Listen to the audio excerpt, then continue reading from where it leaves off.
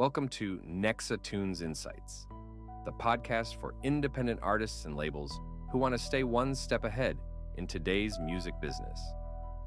I'm Chris, and as always, I'm joined by a charming co-host. Together, we dive into the trends, challenges, and real stories shaping the industry today. You know what blew my mind recently? Over 80% of independent artists are now releasing music on at least 4 different platforms simultaneously. But most of them are actually losing money by spreading themselves too thin. That's such a fascinating statistic. How did we get to this point where artists feel pressured to be everywhere at once? Well, it's really about how the platforms have evolved into these specialized ecosystems. Take Spotify. They've got this massive reach with over 600 million active users, but their per-stream royalties have dropped to an all-time low of $0.00318 per play. That means an artist needs about 315,000 streams just to make minimum wage for a month. And yet artists still feel like they can't ignore Spotify because of its discovery potential, right? Exactly. It's this catch-22 situation. The platform's algorithmic playlists like Release Radar and Discover Weekly drive about 40% of all streams now.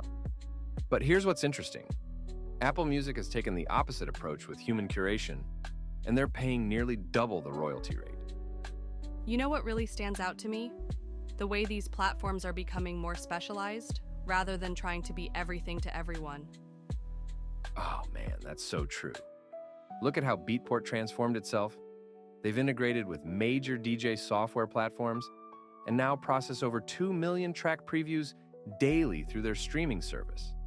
They basically said we're going to own the electronic music space completely. Speaking of specialized platforms, what's happening with YouTube Music seems pretty revolutionary. It really is. YouTube Music has become this powerhouse by leveraging their video platform. Get this, artists who combine traditional music releases with shorts content are seeing an average of 300% more engagement than those who just upload music. But, and this is crucial, it requires about 15 to 20 hours of content creation work per week. That's a pretty intense time commitment for independent artists who are already wearing multiple hats. Well, that's where Bandcamp's model becomes interesting. They're still maintaining that 85 to 15 revenue split in favor of artists, and during their Bandcamp Fridays, artists have collectively earned over $100 million. It's a completely different approach to sustainability. How are artists actually navigating all these different options, though? So, here's what's fascinating. Successful artists are building what I call platform portfolios. They're using Spotify and YouTube Music for reach, Bandcamp for direct fan relationships and better revenue, and then adding specialized platforms like Beatport if they're in electronic music. The key is understanding each platform's unique value proposition. That makes me think about how the landscape might continue evolving. We're seeing more specialization rather than consolidation. You're right, and the data backs this up.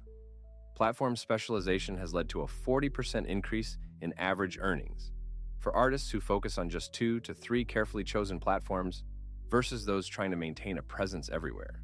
It's quality over quantity. So what's the takeaway for artists trying to navigate this landscape in 2025? Well, I think it comes down to this. Successful distribution isn't about being everywhere anymore.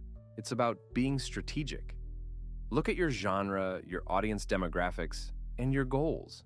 Then choose platforms that align with those factors. The data shows that artists who take this approach are seeing 2.5 times better engagement rates and significantly higher earnings. That's quite a shift from the be everywhere mentality of just a few years ago. Exactly, and it's actually healthier for the industry. Artists are starting to treat platforms like tools in a toolkit, rather than mandatory checkboxes. The future isn't about platform quantity, it's about platform strategy. And that's something every independent artist needs to understand to succeed in this new landscape.